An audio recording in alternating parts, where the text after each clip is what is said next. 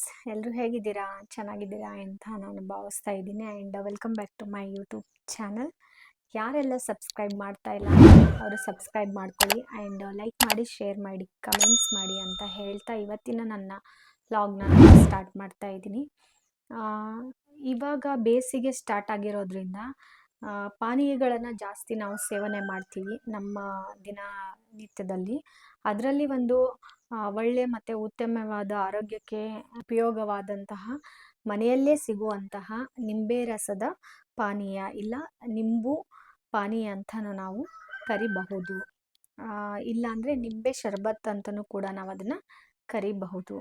ಈ ನಿಂಬೆ ಜ್ಯೂಸಿಂದ ಏನೆಲ್ಲ ನಮಗೆ ಹೆಲ್ತ್ ಬೆನಿಫಿಟ್ ಇದೆ, ಆ್ಯಂಡ್ ಇದು ನಾವು ಬೇಸಿಗೆ ಟೈಮಲ್ಲಿ ಕುಡಿಬಾರ್ದು, ಡೈಲಿ ಕುಡಿಬೇಕು, ಇಲ್ಲ ವೀಕಲ್ಲಿ ಒನ್ಸ್ ಕುಡಿಬಹುದು ಅಂತಲೂ ಕೂಡ ನಾನು ಇವತ್ತಿನ ನನ್ನ ವ್ಲಾಗಲ್ಲಿ ನಿಮಗೆ ತಿಳಿಸ್ಕೊಡ್ತೀನಿ. ಆ್ಯಂಡ್ ಬನ್ನಿ, ಯಾಕೆ ತಡ ಮಾಡೋದು, ಇವತ್ತಿನ ನಮ್ಮ ಲಿಂಬು ಜ್ಯೂಸ್ ಅಥವಾ ಲಿಂಬು ಶರ್ಬತ್ನ ಮಾಡೋದು ಹೇಗೂ ಅಂತ ನೋಡ್ಕೊಳ್ಳೋಣ. Okay, let's start.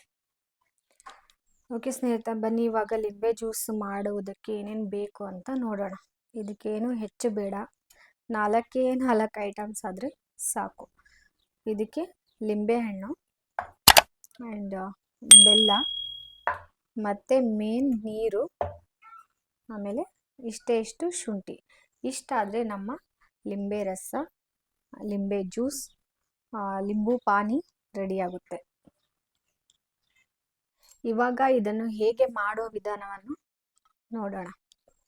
ಮೊದಲು ಇದಕ್ಕೆ ಈ ಥರದ್ದು ಒಂದು ಬೌಲು, ಇಲ್ಲಾಂದರೆ ಏನಾದರೂ ಒಂದು ಗ್ಲಾಸಲ್ಲಾದ್ರೂ ಮಾಡ್ಬೋದು, ಇಲ್ಲ ಒಂದು ಪಾತ್ರೆಲಾದ್ರೂ ಮಾಡ್ಕೋಬೋದು. ನಾನು ಒಬ್ಬಳಿಗೆ ಅಲ್ವಾ ಇದು, ಅದಕ್ಕೆ ನಾನು ಇದರಲ್ಲಿ ತಗೊಳ್ತಾ ಇದ್ದೀನಿ. ಇದಕ್ಕೆ 1 ಕಪ್ ಆಫ್ ಗ್ಲಾಸ್ ಇದು ವಾಟರ್, ಇದನ್ನು ನಾನು ಇದಕ್ಕೆ ಹಾಕ್ತಾ ಇದ್ದೀನಿ.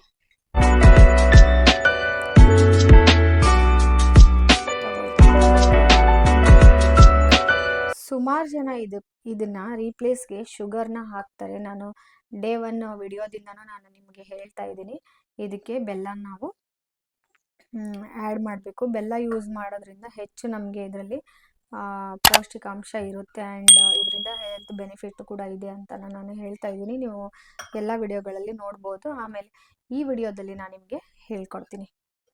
ಇದಕ್ಕೆ 1 ಗ್ಲಾಸಿಗೆ 2 ಸ್ಪೂನಷ್ಟು ಬೆಲ್ಲ, 2 ತಗೊಳ್ಳೋಣ, 3 ಸ್ಪೂನ್ ಹಾಕ್ತಾ ಇದ್ದೀನಿ. ಓಕೆನಾ? ಈಗ ಇದು ಕರಗೋ ತನಕನೂ ನಾನು ನಿಮಗೆ ಬೆಲ್ಲದಿಂದ ಏನೆಲ್ಲ ಬೆನಿಫಿಟ್ಸ್ ಇದೆ ಅಂತ ನಾನು ನಿಮಗೆ ಹೇಳ್ತಾ ಹೋಗ್ತೀನಿ.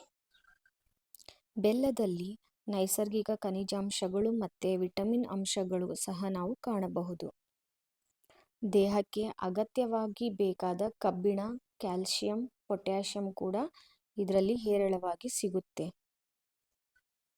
ನಿಯಮಿತ ಪ್ರಮಾಣದಲ್ಲಿ ಪ್ರತಿದಿನ ಬೆಲ್ಲವನ್ನು ಸೇವನೆ ಮಾಡುತ್ತಾ ಹೋದರೆ ದೇಹಕ್ಕೆ ಉತ್ತಮ ಕ್ಯಾಲೋರಿಗಳು ಮತ್ತು ಕಾರ್ಬೋಹೈಡ್ರೇಟ್ಸ್ ಅಂಶಗಳು ಸಹ ಸಿಗುತ್ತದೆ. ಇದರಲ್ಲಿ ಆ್ಯಂಟಿ ಆಕ್ಸಿಡೆಂಟ್ ಪ್ರಮಾಣ ತುಂಬ ಹೆಚ್ಚಾಗಿದ್ದು ಕ್ಯಾನ್ಸರ್ ಮತ್ತು ಹೃದಯ ಸಮಸ್ಯೆಯನ್ನು ರಕ್ಷಿಸುತ್ತದೆ. ಜೀರ್ಣಾಂಗ ವ್ಯವಸ್ಥೆಗೆ ಉತ್ತಮವಾಗಿ ಕಾರ್ಯನಿರ್ವಹಿಸುತ್ತದೆ. ಲಿವರನ್ನು ಸಹ ಸ್ವಚ್ಛಗೊಳಿಸುವಲ್ಲೂ ಇದು ಮೊದಲನೇ ಪಾತ್ರವಾಗಿದೆ. ಮುಟ್ಟಿನ ನೋವು ಹಾಗೂ ಸೆಳೆತವನ್ನು ನಿವಾರಣೆ ಮಾಡುತ್ತದೆ. ರಕ್ತಹೀನತೆ ಸಮಸ್ಯೆಗೆ ಸಹ ಇದು ರಾಮಬಾಣ. ಇವಾಗ ಬೆಲ್ಲ ಎಲ್ಲ ಫುಲ್ ಕರಗಿದೆ, ಸ್ವಲ್ಪ ಇದೆ, ಅದು ಹೋಗ್ತಾ ಅದು ಕರಗುತ್ತೆ. ಇದಾದಮೇಲೆ ಇದಕ್ಕೆ ನಾವು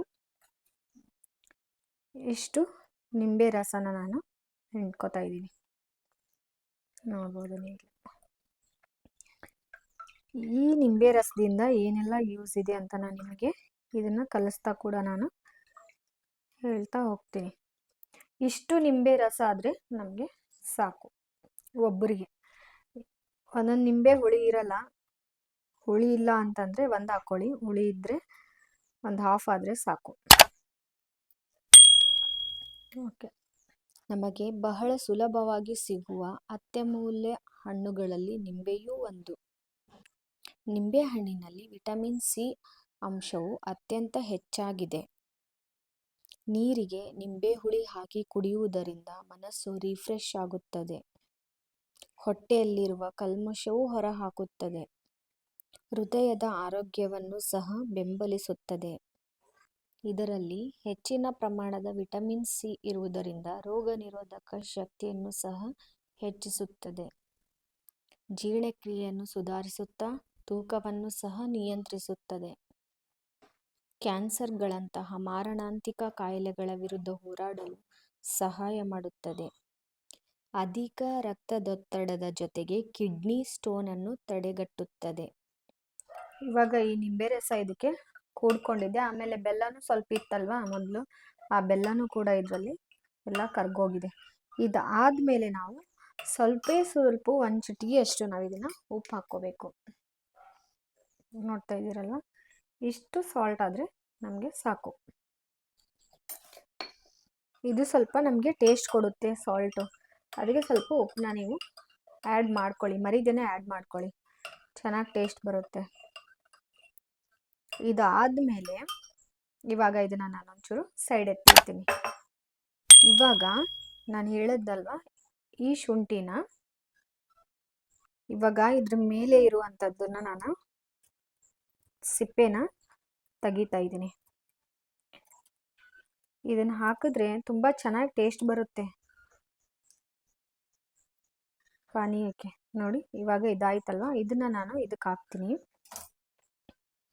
ಹಾಕಿ ಇದನ್ನು ನಾನು ಸ್ವಲ್ಪ ಕುಟ್ತೀನಿ, ಅಂದರೆ ಜಜ್ತೀನಿ.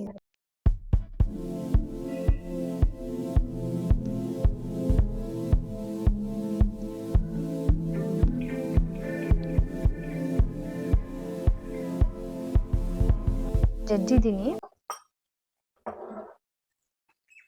ಇದಕ್ಕೆ ಹಾಕೊಳ್ತಾ ಇದ್ದೀನಿ. 6 ಜನ ಇದನ್ನ ಶುಂಠಿ ಲಿಂಬೆ ರಸಕ್ಕೆ ಇದನ್ನ ಆ್ಯಡ್ ಮಾಡ್ಕೊಳ್ಳಲ್ಲ. ಶುಂಠಿ ಯಾರಿಗೆಲ್ಲ ಗೊತ್ತಿಲ್ಲ ಹೇಳಿ? ಪ್ರತಿ ಮನೆಯ ಅಡಿಗೆ ಮನೆಯಲ್ಲಿಯೂ ಶುಂಠಿ ತನ್ನ ಸ್ಥಾನ ಭದ್ರಪಡಿಸಿಕೊಂಡಿದೆ. ಅದಲ್ಲದೆ ಆರೋಗ್ಯದ ಕಣಜ ಕೂಡ ಸಹ ಶುಂಠಿಯಾಗಿ ಕಾರ್ಯನಿರ್ವಹಿಸುತ್ತದೆ. ಜಿಂಜರಾಲ್ ಎಂಬ ಜೈವಿಕ ಅಂಶವನ್ನು ಒಳಗೊಂಡಿದೆ. ಉರಿಯೂತ ಕಡಿಮೆ ಮಾಡಿ ಜೀರ್ಣಕ್ರಿಯೆಗೆ ಕೂಡ ಸಹ ಸಹಾಯ ಮಾಡುತ್ತದೆ. ಆಂಟಿಮೈಕ್ರೋಬಿಯಲ್ ಗುಣ ಹೊಂದಿದ್ದು ಸೋಂಕುಗಳ ವಿರುದ್ಧ ಹೋರಾಡಲು ಸಹ ಇದು ಸಹಾಯಕಾರಿ ಆಗಿದೆ.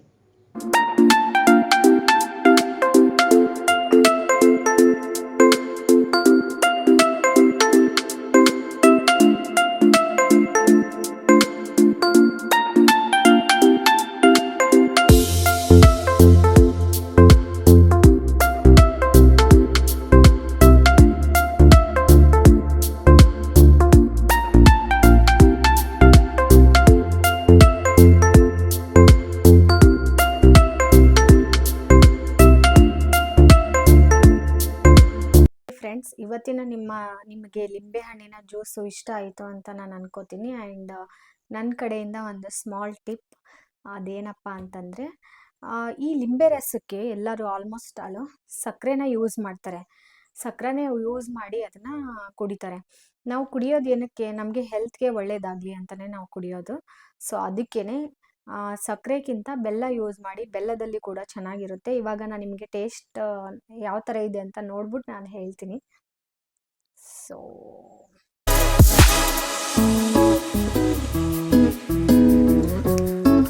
ತುಂಬ ಚೆನ್ನಾಗಿದೆ. ಆಮೇಲೆ ಸಕ್ಕರೆಗಿಂತನೂ ಇದು ಸಖತ್ ಟೇಸ್ಟಿಯಾಗಿದೆ. ನಾವು ರೆಗ್ಯುಲರ್ ಆಗಿ ನಾನು ಇದನ್ನೇ ಯೂಸ್ ಮಾಡೋದು. ಸಕ್ಕರೆ ಎಲ್ಲೋ ರೇರು ನಾನು ಯೂಸ್ ಮಾಡೋದು, ಯಾರಾದರೂ ಬಂದಾಗ ಮಾತ್ರ ನಾನು ಸಕ್ಕರೆನ ಹಾಕ್ತೀನಿ. ಸೊ ಅದರಿಂದ ನನಗಿದು ಟೇಸ್ಟು ಓಕೆ. ನೀವು ಒಂದು ಸತಿ ಟ್ರೈ ಮಾಡಿ, ನಿಮಗೂ ಕೂಡ ಅದು ಇಷ್ಟ ಆಗುತ್ತೆ. ಸೂಪರ್ ಟೇಸ್ಟ್ ಇದೆ. ಸೊ ನೀವು ಟ್ರೈ ಮಾಡಿ. ಈ ಬೇಸಿಗೆ ಕಾಲದಲ್ಲಿ ನೀರನ್ನು ಅತಿ ಹೆಚ್ಚಾಗಿ ಕುಡೀರಿ. ನೀರು ಕುಡಿದೇ ಇರೋರು ಈ ಥರ ಡ್ರಿಂಕ್ಸ್ಗಳನ್ನ ನೀವು ಡೈಲಿ ಯೂಸ್ ಮಾಡ್ತಾ ಬನ್ನಿ. ಆ್ಯಂಡ್ ಇದರಿಂದ ನಿಮಗೆ ಯಾವ ಥರ ಬೆನಿಫಿಟ್ ಇದೆ ಅಂತಲೂ ಕೂಡ ನಿಮಗೆ ಹೇಳೋದು ಇಷ್ಟ ಆಯಿತು ಅಂತ ನಾನು ಅನ್ಕೋತೀನಿ. ಆ್ಯಂಡ್ ಮತ್ತೆ ನಿಮಗೆ ನೆಕ್ಸ್ಟ್ ವಿಡಿಯೋದಲ್ಲಿ ನಾನು ಸಿಗ್ತೀನಿ. But until then take care. But subscribe ಮಾಡೋದನ್ನ ಮರಿಬೇಡಿ ಆ್ಯಂಡ್ ಶೇರ್ ಮಾಡಿ, ಕಮೆಂಟ್ಸ್ ಮಾಡಿ. ನಿಮ್ಮದು ಒಂದು ಸಬ್ಸ್ಕ್ರೈಬ್ ನನಗೆ ನೆಕ್ಸ್ಟ್ ವಿಡಿಯೋ ಮಾಡೋಕ್ಕೆ ಅದು ಮೋಟಿವೇಶನ್ ಆಗುತ್ತೆ ಕೂಡ. ಆ್ಯಂಡ್ ನನಗೂ ಒಂದು ಏನೋ ಖುಷಿನೂ ಕೊಡುತ್ತೆ, ನೋಡ್ತಿದ್ದಾರಲ್ಲ ಜನಗಳು, ಇನ್ನೂ ಏನಾದರೂ ಅತಿ ಹೆಚ್ಚಾಗಿ ಹೇಳಬೇಕು ಅಂತಲೂ ಕೂಡ ನಮಗೆ ಅನಿಸುತ್ತೆ. ಸೊ ಓಕೆ, ಎಲ್ಲರೂ ಬೇಸಿಗೆ ಕಾಲದಲ್ಲಿ ಎಲ್ಲರೂ ನೀರನ್ನ ಅತಿ ಹೆಚ್ಚಾಗಿ ಕುಡಿದು ಎಲ್ಲರೂ ತಂಪಾಗಿರಿ ಅಂತ ಹೇಳ್ತಾ ಇವತ್ತಿನ ನನ್ನ ಲಾಗ್ನ ನಾನು ಮುಗಿಸ್ತಾ ಇದ್ದೀನಿ. ಓಕೆ, ಎಲ್ಲರಿಗೂ ಧನ್ಯವಾದಗಳು.